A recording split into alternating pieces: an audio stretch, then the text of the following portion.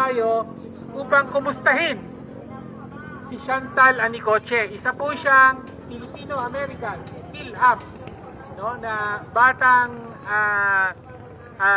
babae na nandyan. Siguro narinig nyo na, natagpuan siya sa Mindoro. No? Ngayon ay hawak ng Philippine Army. Gusto po natin malaman bakit po hanggang ngayon ay hawak pa rin siya sa loob ng kampo. Kung kakasuhan po siya, okay lang yun. Okay, kung kakasuhan, may karapatan, di ba? Dapat kasuhan sa loob ng 24 hours. 2 araw na po. Karapatan ng sinuman na paghawak ka ng law enforcement, ng mga opisyal ng law enforcement, may karapatan kang makausap ang sino mang gusto mong kausapin. May karapatan ka na magkaroon ng abogado. No? Ngunit, 2 araw na po, hawak ka ng militar at hindi pinahihintulutang makausap ng kahit sino man. Kaya po nandito tayo. Gusto natin malaman ano ba ang kalagayan ni Chantal.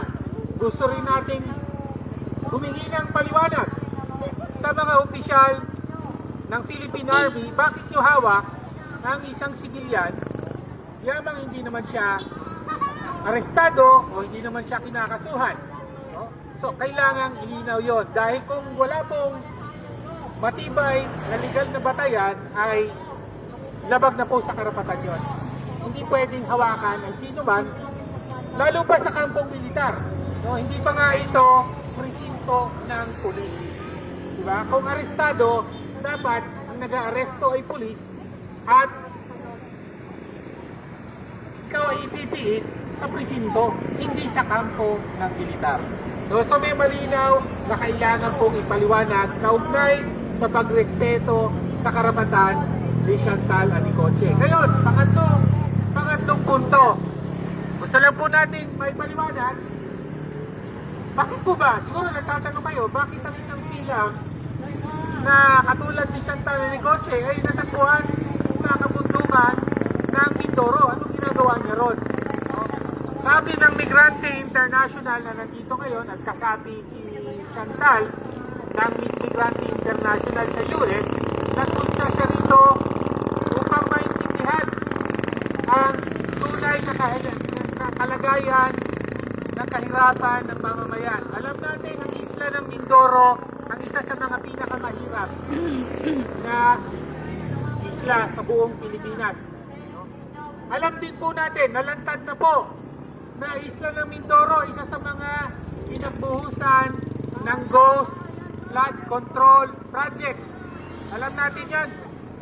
Daan-daang milyon ang binuhos sa Mindoro, pero hindi naman pinakinabangan ng mga mamamayan ng Mindoro. Napunta sa bulsa ng mga opisyal, mataas na opisyal ng gobyerno at mga kontraktor.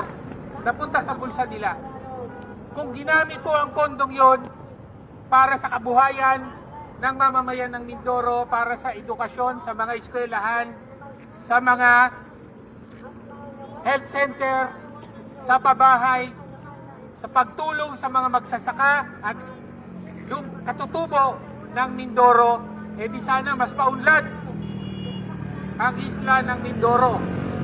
Mga mamamayan po ng Mindoro ang isa sa pangunahing biktima ng pandarampok ng flood control. At ngayon nagtataka tayo bakit may mga rebelde sa Mindoro. Ito rin po ang dahilan kung bakit nandun si Chantal, dahil nagmamalasakit po siya sa mga kapwa niya Pilipino. Dahil sa isang Filipino-American, gusto niyang maintindihan ang kalagayan doon. No?